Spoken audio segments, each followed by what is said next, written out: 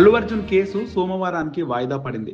సంధ్యా theatre తొక్కిసలాట కేసులో పోలీసులు అల్లు అర్జున్ అరెస్ట్ చేసిన విషయం తెలిసిందే. అయితే ఆయనకు మధ్యంతర బెయిల్ ఇచ్చింది హైకోర్టు. డిసెంబర్ 27 వరకు అల్లు అర్జున్ అరెస్టు చేయొద్దని ఆదేశించింది. హైకోర్టు ఇచ్చిన గడువు నేటితో ముగియడంతో అల్లు అర్జున్ నాంపల్లి కోర్టుకు హాజరవ్వాల్సి ఉంది.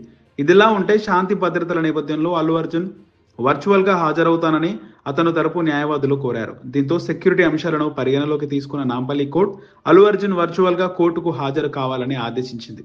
ఈ నేపథ్యంలో రెగ్యులర్ బెయిల్ పిటిషన్ కోసం అల్లు అర్జున్ తరపు న్యాయవాదులు పిటిషన్ దాఖలు చేశారు.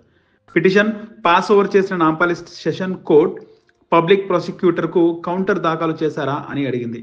ఈ క్రమంలోనే పబ్లిక్ ప్రాసిక్యూటర్ కౌంటర్ దాఖలు చేసేందుకు కొంత సమయం కావాలని కోరడంతో తదుపరి విచారణను ఈ నెల 30కి వాయిదా వేసింది.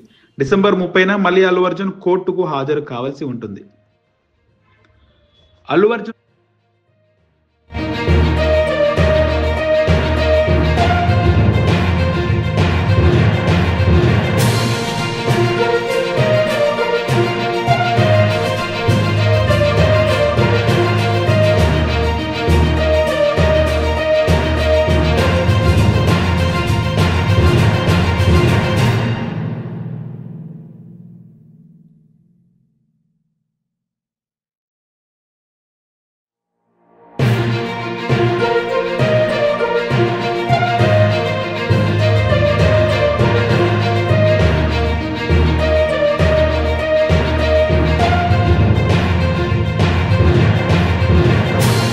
సంధ్యా థియేటర్ తొక్కిసలాట కేసులో పోలీసులు అల్లు అర్జున్ అరెస్ట్ చేసిన విషయం తెలిసిందే.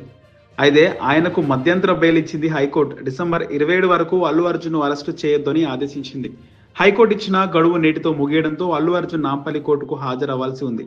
ఇదిలా ఉంటే శాంతి భద్రతల నేపథ్యంలో అల్లు అర్జున్ వర్చువల్ గా హాజరవుతానని అతను తరపు న్యాయవాదులు కోరారు. దీంతో సెక్యూరిటీ అంశాలను పరిగణలోకి తీసుకున్న నాంపల్లి కోర్టు అల్లు అర్జున్ వర్చువల్ గా కోర్టుకు హాజరు కావాలని ఆదేశించింది.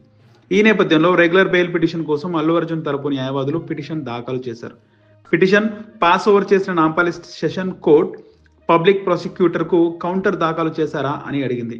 ఈ క్రమంలోనే పబ్లిక్ ప్రాసిక్యూటర్ కౌంటర్ దాఖలు చేసేందుకు కొంత సమయం కావాలని కోరడంతో తదుపరి విచారణను ఈ నెల 30కి వాయిదా వేసింది.